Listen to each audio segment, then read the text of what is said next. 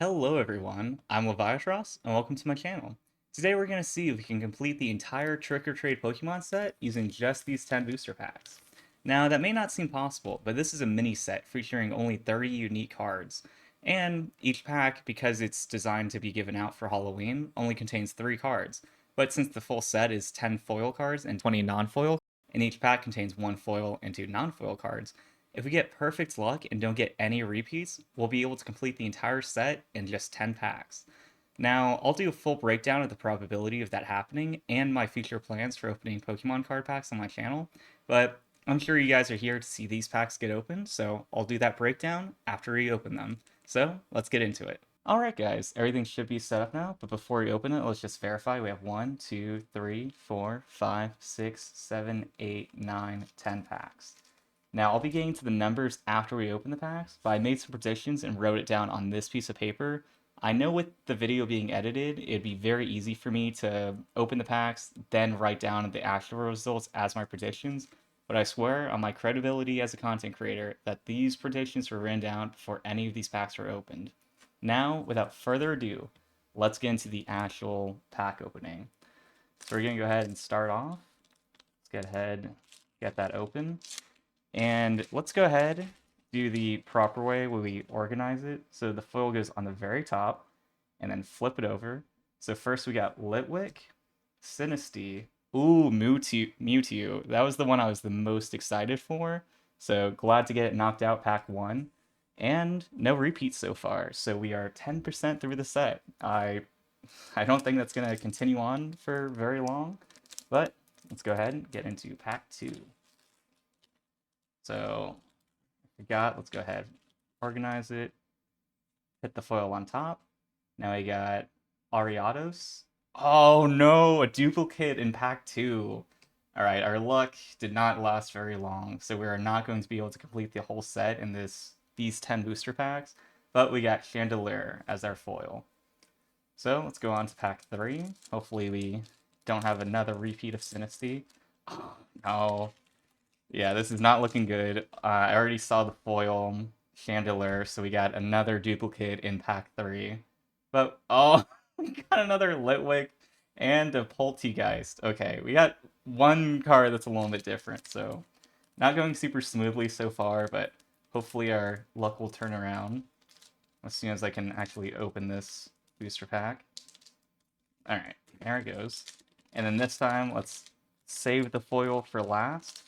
I mean, if we're going to get duplicates of a card, I would hope that they would be Mewtwo, but let's go ahead and see. We got Hattrem, Murkrow, and then Gourgeist. Okay. That pack, I mean, we had a little bit better luck without getting so many repeats. So let's move on to the next one. Put the foil in the back, and then we got Spinarak, Misdreavus. Ooh, Darkrai for our foil. That's a good one. Alright, moving on to the next pack. Let's go ahead and open it where it's not facing the camera immediately. I actually haven't opened Pokemon booster packs before, so I don't know the technique yet, but maybe I'll become a bit more of an expert after opening 10 of these. Alright, there we go. Got it open. Then, as usual, let's put the foil in the very back. Flip it. Oh, Cubone, Ghastly, and oh, okay, another Gourgeist. But, you know, we're a few packs in now, so getting repeats doesn't feel as bad as when we got them on pack 2. But as we move on, hopefully we'll continue getting to see more unique cards and not more of the same old usual faces. So, foil in the back. Oh, Zubat, okay. Pumpkaboo, and yet another Gourgeist.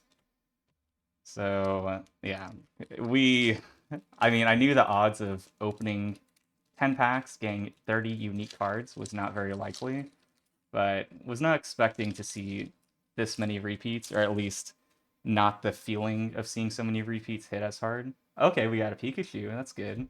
Another Ghastly, and then a Dusk Noir. So we got an original, a unique one that time at least. And let's go ahead and open another pack. Let's try the other side. All right, there we go. Just get it out of there. Put the foil in the back. Now let's see what we got. Okay, another Litwick, another Misdreavus, and a Miss Magius. I think Miss Magius actually might be one we haven't gotten before, so that's good. Now let's go ahead, open another pack. Let's try this side. There we go. Put the foil in the back. And then this time we got Hatena. I think that's new. Okay, another Pumpkaboo. And then finally, a Mimikyu. Okay, that's a pretty good one. So there's Pumpkaboo and then Mimikyu. And that is all 10 packs. So clearly we did not get the 30 unique cards as we were hoping, but as we get into the numbers, I think we'll see that that is a very unlikely outcome to happen. So it would be very foolish to hope for that. But let's go ahead, dive into it, and break down the numbers and the probability. So to start off, let's take a look at the predictions I made, and then we'll go into the math of how I came to those numbers. Now, there is 3 of them. I want to take a look at them one at a time. So let's go ahead, cover them up. And first off, the prediction was, will I get a complete set? As we look at the numbers, this will be a pretty easy conclusion to come to, but I said no. So my first prediction was correct. Now, the next prediction was, on which pack will we get our first repeat? So after looking at the numbers, I felt like pack number 3 would be when it happened. But as we saw, the first repeat was actually in pack number 2, so we did a bit worse than I would have predicted. And then finally, how many unique cards would you get? Out of the 30 total, I predicted that we would end up getting 17 unique cards. And split between the foil and non-foil, there'd be 7 foil and then 11 non-foil. Hey guys, this is Leviatross from later in the video. I did all of this math, and then it wasn't until later that I realized I made a very simple mistake of writing down 17 unique cards, 7 of them being foil, 11 being non-foil, and not realizing that 11 plus 7 does not add up to 17. So what it should have been is 6 foil and 11 non-foil. So as we get into the numbers, these are the results that I'm calculating, so that's on me for making that mistake. After looking at the numbers, we ended up getting 21 unique cards, so a bit better than I predicted. And when it came to the breakdown between foil and non-foil, we actually did get 7 foil cards. However, looking at the non-foil, we did a bit better than expected and got 14 unique ones.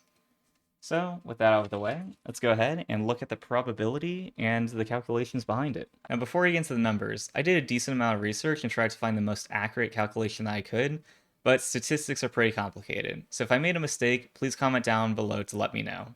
Now, let's get to it. So to calculate the odds of opening all 10 packs and getting no repeats across all 30 cards, you might think that's the probability of taking 30 cards without any repeats, but each pack has 1 foil and 2 non-foils, so we need to account for that rather than just 30 random cards. Instead, we're going to calculate the probability of getting no foil repeats and then no non-foil repeats. So to do this, we know that the first pack we open, there's not going to be any chance of getting a repeat because there's 10 cards that are possible. And then to avoid a repeat, we have 10 options that will not be a repeat since we haven't done any of them yet. So first of all, we have a 100% chance of no repeat. Now the next pack we open, there's still 10 possible outcomes, but now only 9 cards would not hit a repeat. As this goes on, the odds are going to get worse and worse, as now there's only 8 options that we want, and then 7 options, while the possible cards still remains at 10. So as this goes on, we're going to keep doing it for all 10 packs, ending up at 1 out of 10 chance of the final pack not being a repeat. Now looking at this, seeing that we have a 10% chance as part of the formula, we know the odds are not going to be very likely. But for non-foil, it's actually even worse. Because the first pack, similarly, there's 20 cards that are possible, and then 20 of them would not be a repeat. And while I'm not certain that's impossible to draw 2 of the same card in the same pack, let's go ahead and assume that it is. So that still give us 20 cards, and then 19 options that would not be a repeat. And that's going to be within pack 1. Then the next pack, it's going to be a similar thing with 18 outcomes that would not be a repeat out of 20. And then now the second card in the pack, there's only 17 outcomes that won't be a repeat. So as this goes on, we're going to repeat it until we get to the final pack, giving us a 2 out of 20 chance of not hitting a repeat, and then a 1 in 20 chance of not getting a repeat. So to calculate the total probability of not getting any repeats across all 10 packs, we'll take the calculated result of not getting any foil repeats in the 10 packs, and then multiply that by the probability of not getting any non-foil repeats. So as we calculate this out, the probability of getting no foil repeats is going to be 0.002016. So very unlikely that we get all 10 foil cards without any repeats, because this is equal to a 0.2016% chance, or slightly better than a 1 in 500 chance. Now, when we look at the non-foil probability, it's going to come out even worse to being 7.18068 times 10 to the negative 9th. So extremely unlikely that we'd be able to open 10 packs and not get any repeats of the non-foil cards. So for the probability of completing the entire set in 10 packs, we're going to take the probability of foil, which was 0.002016, times the probability of the non-foil, which is 7.18068 times 10 to the negative 9th. And that's going to give us a very abysmal looking 1.448 times 10 to the negative 11th. So looking at this extremely tiny number, it's pretty clear why for my prediction of completing the set, I simply put no. Now for the probability of when we would get our first repeat, we can calculate the odds of not getting any repeats per pack, and then once that probability goes below 50%, then it's probably pretty safe that that's about when we're going to hit that first repeat. So going back to the math, the probability of the first pack having no repeats is going to be 10 out of 10 times 20 out of 20 times 19 out of 20. Now that's a pretty promising probability, giving us 95% chance. So looking at the probability of the second pack, that's going to be the probability of the first pack times the probability of the second pack, which is going to be 9 out of 10 times 18 out of 20 times 17 out of 20. And that's going to give us a not as likely, but still pretty promising 72.675%. And this is without rounding, so numbers are still pretty simple so far. And since that's a 72% chance, seems like we're pretty likely to not get a repeat in the second pack, which unfortunately is not how it came out.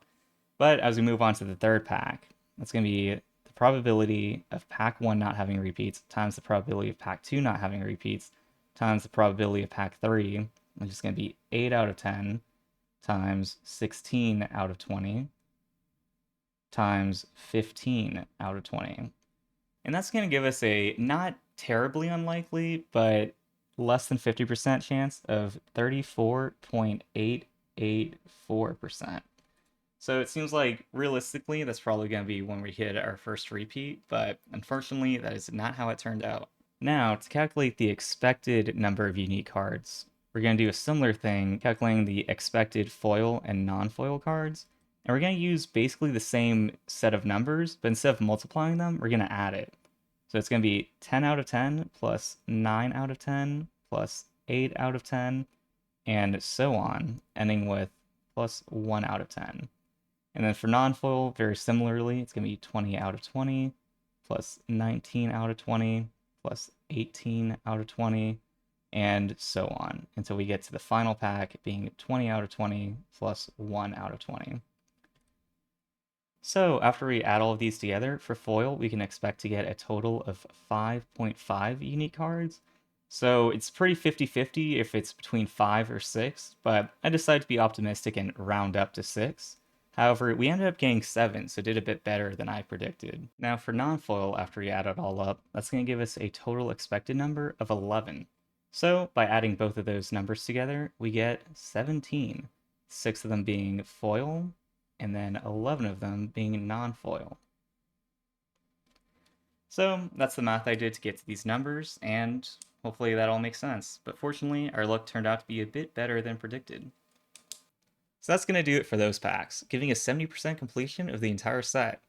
Now, I'm still pretty set, no pun intended, on completing the entire set. And normally I would just order the singles I'm missing to round it out, but if there's enough interest, I'll order 10 more booster packs and see if we can get those 9 missing cards. By the way, I've also ordered some cards for the new set coming out, Scarlet and Violet 151, which contains all 151 original Pokemon. So I'll be opening that later on when it comes out, so feel free to subscribe if you'd like to see that, or any of my other content. By the way, thanks for watching, I truly appreciate it, I'll see you guys next time.